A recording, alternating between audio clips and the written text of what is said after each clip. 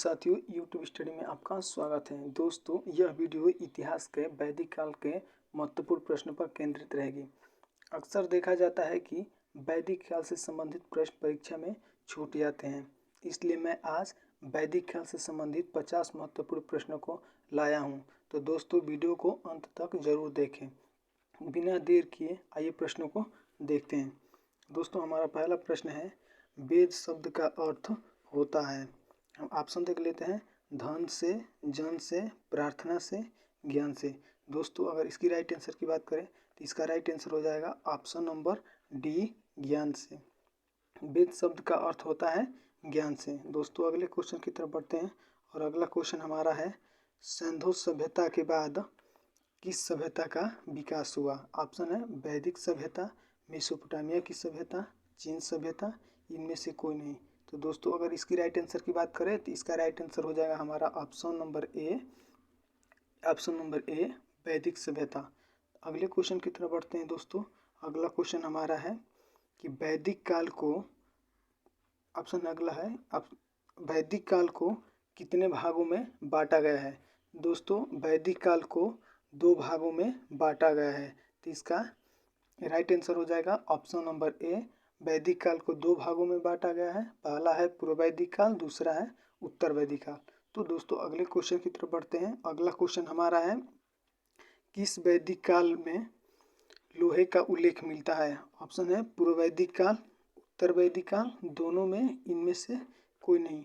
तो दोस्तों, इसकी राइट आंसर की बात करें तो इसका राइट आंसर हो जाएगा ऑप्शन नंबर डी, उत्तर वैदिक काल। तो उत्तर वैदिक काल में लोहे का उल्लेख मिलता है। अगले क्वेश्चन की तरफ बढ़ते हैं। दोस्तों, अगला क्वेश्चन हमारा है कि ऋग्वेद के नदी सूक्त में कितने नदियों का वर्णन हुआ है। तो दोस्तों, अगर इसकी राइट आंसर की बात करें तो इसका राइट आंसर हो जाएगा 21। ऋग्वेद के नदी सूक्त में दोस्तों 21 नदियों का वर्णन किया गया है। अगले क्वेश्चन की तरफ बढ़ते हैं। दोस्तों, अगला क्वेश्चन हमारा है, ऋग्वेद में सप्तसैंधव प्रदेश की कितनी नदियों का वर्णन हुआ है। ऑप्शन है 4, 9, 7, 11। दोस्तों, अगर इसकी राइट आंसर की बात करें तो इसका राइट आंसर हो जाएगा ऑप्शन नंबर सी, 7। सैंधव प्रदेश में 7 नदियों का वर्णन हुआ है। अगले क्वेश्चन की तरफ बढ़ते हैं। दोस्तों, अगला क्वेश्चन हमारा है, ऋग्वेद में गंगा नदी का कितनी बार उल्लेख हुआ है। तो ऋग्वेद में गंगा नदी का 1 बार उल्लेख हुआ है। इसका राइट आंसर हो जाएगा ऑप्शन नंबर डी। अगले क्वेश्चन की तरफ बढ़ते हैं। दोस्तों, अगला क्वेश्चन हमारा है, ऋग्वेद आर्यों की सबसे पवित्र नदी कौन सी है। यानी ऋग्वैदिक आर्यों की सबसे पवित्र नदी कौन सी है। यमुना, रावी, सरस्वती, गंगा। दोस्तों, अगर इसकी राइट आंसर की बात करें तो इसका राइट आंसर हो जाएगा ऑप्शन नंबर सी, सरस्वती ऋग्वैदिक काल में आर्यों की सबसे पवित्र नदी हुआ करती थी। दोस्तों, अगले क्वेश्चन की तरफ बढ़ते हैं। अगला क्वेश्चन हमारा है, आस्किनी किस नदी का आधुनिक नाम है। ऑप्शन है यमुना, चेनाब, गंगा, रावी। दोस्तों, अगर इसकी राइट आंसर की बात करें तो इसका राइट आंसर हो जाएगा option number B, Chenab. Chenab का पुराना नाम आस्किनी है। तो अगला क्वेश्चन की तरफ बढ़ते हैं। दोस्तों, अगला क्वेश्चन हमारा है, किस साहित्य को श्रुति के नाम से जाना जाता है। हिंदी साहित्य, वैदिक साहित्य, यह दोनों, या इनमें से कोई नहीं। दोस्तों, अगर इसकी राइट आंसर की बात करें तो इसका राइट आंसर हो जाएगा ऑप्शन नंबर बी, वैदिक साहित्य। अगले क्वेश्चन की तरफ बढ़ते हैं। अगला क्वेश्चन हमारा है, वेद कितने होते हैं। तो वेद हमारे कितने होते हैं। तो वेद हमारे ऑप्शन नंबर ए, 4। हमारे 4 वेद होते हैं, ऋग्वेद, यजुर्वेद, सामवेद, अथर्ववेद। तो दोस्तों, अगले क्वेश्चन की तरफ बढ़ते हैं। अगला क्वेश्चन हमारा है, ऋग्वेद के किस मंडल में गायत्री मंत्र का उल्लेख हुआ है। ऋग्वेद के किस मंडल में गायत्री मंत्र का उल्लेख हुआ है। चौथा मंडल, 7वां मंडल, तीसरा मंडल, 10वां मंडल। दोस्तों, अगर इसकी राइट आंसर की बात करें तो इसका राइट आंसर हो जाएगा ऑप्शन नंबर सी, तीसरा मंडल। यानी ऋग्वेद के तीसरे मंडल में गायत्री मंत्र का उल्लेख हुआ है। अगले क्वेश्चन की तरफ बढ़ते हैं। दोस्तों, अगला क्वेश्चन हमारा है कि शूद्र शब्द का प्रयोग सर्वप्रथम किस वेद में मिलता है। ऑप्शन है ऋग्वेद, सामवेद, यजुर्वेद, अथर्ववेद। दोस्तों इसकी राइट आंसर की बात करें तो इसका राइट आंसर हो जाएगा हमारा ऑप्शन नंबर ए, ऋग्वेद।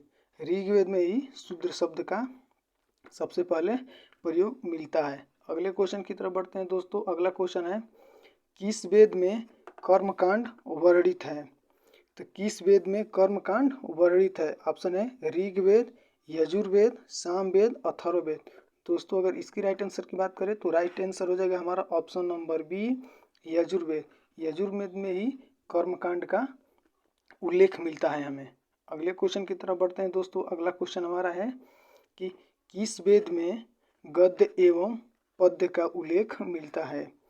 किस वेद में गद्य एवं पद्य का उल्लेख मिलता है? तो हमारा ऑप्शन है ऋग्वेद, सामवेद, अथर्ववेद, यजुर्वेद। दोस्तों अगर इसकी राइट आंसर की बात करें तो इसका राइट आंसर हो जाएगा option number D, Yajurveda. Yajurveda में गद्य एवं पद्य दोनों का उल्लेख मिलता है।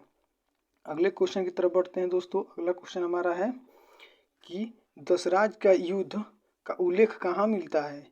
दशराज मतलब दोस्तों 10 राजाओं का युद्ध हुआ था, उसमें ऑप्शन देख लेते हैं। पुराणों में, वेदों में, महाभारतों में, उपनिषद में। इसकी राइट आंसर की बात करें दोस्तों, इसका राइट आंसर हमारा हो जाएगा ऑप्शन नंबर बी, वेदों में। अगले क्वेश्चन की तरफ बढ़ते हैं दोस्तों। अगला क्वेश्चन हमारा है, सत्यमेव जयते किस उपनिषद से लिया गया है? ऑप्शन है कंठोपनिषद, मुंडकोपनिषद, बृहदीश्वरोपनिषद, इनमें से कोई नहीं। दोस्तों अगर इसकी राइट आंसर की बात करें तो इसका राइट आंसर हो जाएगा ऑप्शन नंबर बी, मुंडकोपनिषद। दोस्तों अगले क्वेश्चन की तरफ बढ़ते हैं। अगला क्वेश्चन है, मोक्ष की चर्चा किस में प्रथम बार मिलती है? ऑप्शन है उपनिषद में, पुराणों में, रामायण में, वेदों में। दोस्तों अगर राइट आंसर की बात करें तो इसका राइट आंसर हो जाएगा ऑप्शन नंबर ए, उपनिषद में। मोक्ष की चर्चा कहाँ मिलती है दोस्तों? तो उपनिषद में मिलती है। अगला क्वेश्चन है दोस्तों हमारे सामने, वेदांग कितने होते हैं? तो दोस्तों अगर इसकी राइट आंसर हो जाएगा, वेदांग हमारे 6 होते हैं। अगले क्वेश्चन की तरफ बढ़ते हैं दोस्तों। अगला क्वेश्चन हमारा है, पुराण कितने होते हैं? तो दोस्तों अगर इसकी राइट आंसर की बात करें तो इसका राइट आंसर हो जाएगा, पुराण कितने होते हैं? तो पुराण 18 हो जाते हैं। हमारा राइट आंसर हो जाएगा ऑप्शन नंबर ए, पुराण 18 होते हैं। अगले क्वेश्चन की तरफ बढ़ते हैं दोस्तों। अगला क्वेश्चन हमारा है कि दशराज का युद्ध किस नदी के किनारे हुआ था? दोस्तों अगर इसकी ऑप्शन देख लेते हैं तो इसका ऑप्शन हो जाएगा दोस्तों परुषणी नदी, वितस्ता नदी, विपाशा नदी, आस्किनी नदी। दोस्तों इसकी राइट आंसर की बात करें तो इसका राइट आंसर हो जाएगा हमारा ऑप्शन नंबर ए, परुषणी नदी। दोस्तों परुषणी नदी का आधुनिक नाम है रावी नदी। रावी नदी को ही हम परुषणी नदी के नाम से भी जानते थे पहले। अगले क्वेश्चन की तरफ बढ़ते हैं दोस्तों। अगला क्वेश्चन हमारा है, ऋग्वैदिक समाज की सबसे छोटी इकाई थी? ऋग्वैदिक समाज की सबसे छोटी इकाई थी, ऑप्शन देख लेते हैं। कुल थी, 20, जन, जनपद। दोस्तों इसका राइट आंसर हो जाएगा ऑप्शन नंबर ए, कुल। ऋग्वैदिक समाज में सबसे छोटी इकाई कुल थी। अगले क्वेश्चन की तरफ बढ़ते हैं दोस्तों। अगला क्वेश्चन हमारा है, गोत्र शब्द का उल्लेख सर्वप्रथम कहाँ मिलता है? ऑप्शन है यजुर्वेद, सामवेद, ऋग्वेद, अथर्ववेद। दोस्तों अगर इसकी राइट आंसर की बात करें इसका राइट आंसर हो जाएगा option number C, Rigveda. Rigveda में गोत्र शब्द का सबसे पहले उल्लेख मिलता है। अगला क्वेश्चन है दोस्तों हमारे सामने कि ऋग्वैदिक आर्यों के मनोरंजन का साधन था, रथ दौड़, घोड़दौड़, कबड्डी, पासा। दोस्तों अगर इसका राइट आंसर हो जाए हमारा ऑप्शन नंबर सी, कबड्डी। ऋग्वैदिक आर्यों के मनोरंजन का साधन नहीं था, कबड्डी नहीं था। बाकी दोस्तों बात करें तो रथ दौड़ उस समय था, घोड़दौड़ वो भी था, और लोग पासा भी पसंद करते थे बहुत ज़्यादा। दोस्तों अगले क्वेश्चन की तरफ बढ़ते हैं। अगला क्वेश्चन हमारा है, किस वेद में पता चला है कि गांधार प्रदेश और सिंध प्रदेश ऊनी वस्त्र के लिए विख्यात है? ऑप्शन है दोस्तों ऋग्वेद, सामवेद, यजुर्वेद, अथर्ववेद। दोस्तों अगर इसकी राइट आंसर की बात करें तो इसका राइट आंसर हो जाएगा option number A, Rigveda. Rigveda में ही हमें ये पता चला था कि ऊनी वस्त्र किन किन प्रदेशों में विख्यात था। अगले क्वेश्चन की तरफ बढ़ते हैं दोस्तों। अगला क्वेश्चन हमारा है कि ऋग्वेद में इंद्र को कितने सूक्त समर्पित है। ऋग्वेद में इंद्र को कितने सूक्त समर्पित है। ऑप्शन है 200, 250, 300, 400। दोस्तों इसकी राइट आंसर की बात करें तो इसका राइट आंसर हो जाएगा ऑप्शन नंबर बी 250। ऋग्वेद में इंद्र को इतने 250 सूक्त समर्पित है। अगले क्वेश्चन की तरफ बढ़ते हैं दोस्तों। अगला क्वेश्चन हमारा है सभा का ऋग्वेद में कितनी बार उल्लेख है। सभा का ऋग्वेद में कितनी बार उल्लेख है। दोस्तों अगर इसकी राइट आंसर की बात करें तो इसका राइट आंसर हो जाएगा ऑप्शन नंबर सी। सभा का ऋग्वेद में 8 बार उल्लेख मिलता है। दोस्तों अगले क्वेश्चन की तरफ बढ़ते हैं। अगला क्वेश्चन है सबसे पुराना वेद कौन सा है। दोस्तों ये तो बहुत ही आसान क्वेश्चन है, तो इसका राइट आंसर हो जाएगा दोस्तों ऑप्शन नंबर बी। ऋग्वेद सबसे पुराना वेद है। दोस्तों अगले क्वेश्चन की तरफ बढ़ते हैं। अगला क्वेश्चन है हमारा दोस्तों ऋग्वेद में अग्नि को कितने सूक्त समर्पित है। ऑप्शन है 200, 150, 250, 300। दोस्तों इसकी राइट आंसर की बात करें तो इसका राइट आंसर हो जाएगा ऑप्शन नंबर ए 200। दोस्तों अगले क्वेश्चन की तरफ बढ़ते हैं। अगला क्वेश्चन हमारा है निम्नलिखित में से कौन सा ब्राह्मण ग्रंथ ऋग्वेद से संबंधित है। ऑप्शन है ऐत्रेय ब्राह्मण, गोपथ ब्राह्मण, शतपथ ब्राह्मण, तैत्रेय ब्राह्मण। दोस्तों अगर इसकी राइट आंसर की बात करें तो इसका राइट आंसर हो जाएगा ऑप्शन नंबर ए ऐत्रेय ब्राह्मण। इसका राइट आंसर हो जाएगा ऐत्रेय ब्राह्मण। अगले क्वेश्चन की तरफ बढ़ते हैं दोस्तों। अगला क्वेश्चन हमारा है कि ऋग्वेद का कौन सा मंडल पूर्णतः सोम को समर्पित है। ऑप्शन है 7वां मंडल, 8वां मंडल, 9वां मंडल, 10वां मंडल। दोस्तों इसकी राइट आंसर की बात करें तो इसका राइट आंसर हो जाएगा ऑप्शन नंबर सी 9वां मंडल। अगले क्वेश्चन की तरफ बढ़ते हैं दोस्तों। अगला क्वेश्चन हमारा है यज्ञ संबंधी विधि विधान का पता चलता है। यज्ञ संबंधी विधि विधान का पता चलता है। ऑप्शन है ऋग्वेद से, सामवेद से, ब्राह्मण ग्रंथों से, यजुर्वेद से। तो दोस्तों इसकी राइट आंसर की बात करें तो इसका राइट आंसर हो जाएगा ऑप्शन नंबर डी यजुर्वेद से। तो अगले क्वेश्चन की तरफ बढ़ते हैं दोस्तों। अगला क्वेश्चन हमारा है भारत के किस स्थल की खुदाई से लौह धातु का प्रचलन के प्राचीनतम प्रमाण मिले हैं। ऑप्शन है तक्षशिला, अंतरजी खेड़ा, कौशाम्बी, हस्तिनापुर।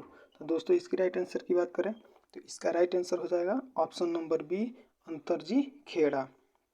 दोस्तों अगले क्वेश्चन की तरफ बढ़ते हैं। अगला क्वेश्चन हमारा है उपनिषद पुस्तकें हैं। उपनिषद पुस्तकें हैं। ऑप्शन है धर्म पर, योग पर, विधि पर, दर्शन पर। तो दोस्तों अगर इसकी राइट आंसर की बात करें तो इसका राइट आंसर हो जाएगा ऑप्शन नंबर डी दर्शन पर। अगले क्वेश्चन की तरफ बढ़ते हैं दोस्तों। अगला क्वेश्चन हमारा है उपनिषद का मुख्य विषय है। उपनिषद का मुख्य विषय है। ऑप्शन है सामाजिक व्यवस्था, दर्शन, विधि, राज्य। तो दोस्तों इसका भी राइट आंसर हो जाएगा ऑप्शन नंबर बी दर्शन। अगले क्वेश्चन की तरफ बढ़ते हैं दोस्तों। अगला हमारा क्वेश्चन है नचिकेता आख्यान का उल्लेख मिलता है। नचिकेता आख्यान का उल्लेख मिलता है। ऑप्शन है अथर्ववेद में, शतपथ ब्राह्मण में, कंठोपनिषद में, बृहद्रायण उपनिषद में। तो दोस्तों इसकी राइट आंसर की बात करें तो इसका राइट आंसर हो जाएगा ऑप्शन नंबर सी कंठोपनिषद में। अगले क्वेश्चन की तरफ बढ़ते हैं दोस्तों। अगला क्वेश्चन हमारा है कि ऋग्वेद काल में जनता निम्न में से मुख्यतः किसमें विश्वास करती थी। ऑप्शन है मूर्ति पूजा, एकेश्वरवाद, देवी पूजा, बलि एवं कर्मकांड। दोस्तों इसकी राइट आंसर की बात करें तो इसका राइट आंसर हो जाएगा ऑप्शन नंबर डी बलि एवं कर्मकांड।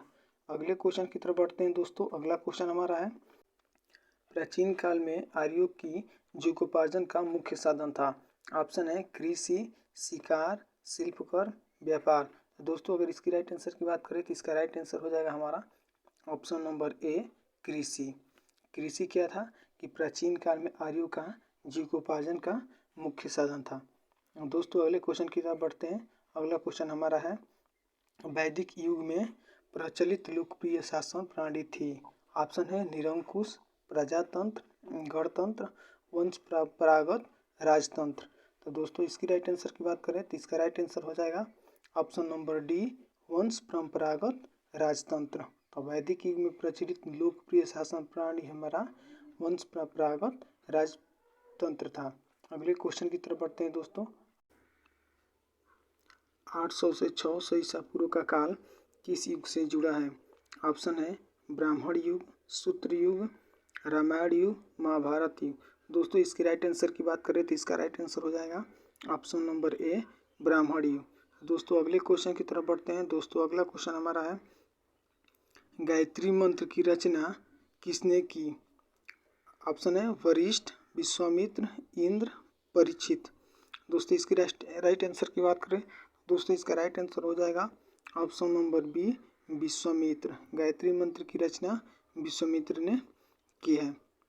दोस्तों अगले क्वेश्चन की बात करते हैं। अगला क्वेश्चन हमारा है कि श्रीमद् भागवत गीता मौलिक रूप से किस भाषा में लिखी गई है? ऑप्शन है संस्कृत, उर्दू, पाली, हिंदी। दोस्तों इसकी राइट आंसर की बात करें तो इसका राइट आंसर हो जाएगा ऑप्शन नंबर ए, संस्कृत। संस्कृत में ही हमारा श्रीमद् भागवत गीता लिखा गया है। दोस्तों अगले क्वेश्चन की तरफ बढ़ते हैं। अगला क्वेश्चन दोस्तों है हमारा कि संस्कारों की कुल संख्या कितनी है? संस्कारों की कुल संख्या कितनी है? ऑप्शन है 10, 12, 15, 16। तो दोस्तों इसकी राइट आंसर की बात करें तो राइट आंसर हो जाएगा ऑप्शन नंबर डी, 16। संस्कार हमारे 16 होते हैं। अगले क्वेश्चन की तरफ बढ़ते हैं दोस्तों। अगला क्वेश्चन है हमारा कि वैदिक काल में किस जानवर को अघन्य माना गया है? ऑप्शन है बैल, भेड़, गाय, हाथी। दोस्तों इसकी राइट आंसर की बात करें तो इसका राइट आंसर हो जाएगा ऑप्शन नंबर सी, गाय। गाय को वैदिक काल में अघन्य के रूप में माना गया है। दोस्तों अगले क्वेश्चन की तरफ बढ़ते हैं। अगला क्वेश्चन हमारा है, तमसोमा ज्योतिर्मय कथन मूलतः है? तमसोमा ज्योतिर्मय कथन है उपनिषद का, महाकाव्य का, पुराणों का, दर्शन का। दोस्तों इसकी राइट आंसर की बात करें तो इसका राइट आंसर हो जाएगा ऑप्शन नंबर ए, उपनिषद का। उपनिषद में ही हमें तमसोमा ज्योतिर्गमय मूलतः है। ऋग्वेद की मूल लिपि थी? ऋग्वेद की मूल लिपि थी कैसी थी देख लेते हैं। ऑप्शन है देवनागरी, खरोष्टी, पाली, ब्राह्मी। दोस्तों इसकी राइट आंसर की बात करें तो इसका राइट आंसर हो जाएगा option number D, Brahmi. Brahmi लिपि क्या थी? ऋग्वेद की मूल लिपि थी। अगले क्वेश्चन की तरफ बढ़ते हैं दोस्तों। अगला क्वेश्चन हमारा है, निम्नलिखित अभिलेख में से कौन सा ईरान से भारत में आर्यों के आने की सूचना देता है?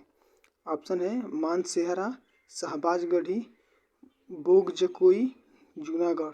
दोस्तों इसकी राइट आंसर की बात करें तो इसका राइट आंसर है बोगजकोई। इसका हमारा सही उत्तर होगा। अगले क्वेश्चन की तरफ बढ़ते हैं दोस्तों। अगला क्वेश्चन हमारा है, निम्नलिखित में कौन सी ब्रह्मवादिनी जिसने कुछ वेद मंत्रों की रचना की? ऑप्शन है लोपामुद्रा, गार्गी, लीलावती, सावित्री। दोस्तों इनकी राइट आंसर की बात करें तो इसका राइट आंसर हो जाएगा ऑप्शन नंबर ए, लोपामुद्रा। जो लोपामुद्रा थी वो क्या थी? ब्रह्मवादिनी थी एक, जो वेदों की रचना की। आगे बढ़ते हैं दोस्तों। अगला क्वेश्चन हमारा है, ऋग्वेद में ऋचाएँ हैं? ऋग्वेद में ऋचाएँ हैं कितनी है? 1028, 1017, 10,552, 730। दोस्तों राइट आंसर की बात करें तो इसका राइट आंसर हो जाएगा ऑप्शन नंबर सी, 10,552। तो ऋग्वेद में कुल 10,552 ऋचाएँ हैं। अगले क्वेश्चन की तरफ बढ़ते हैं दोस्तों। अगला क्वेश्चन हमारा है,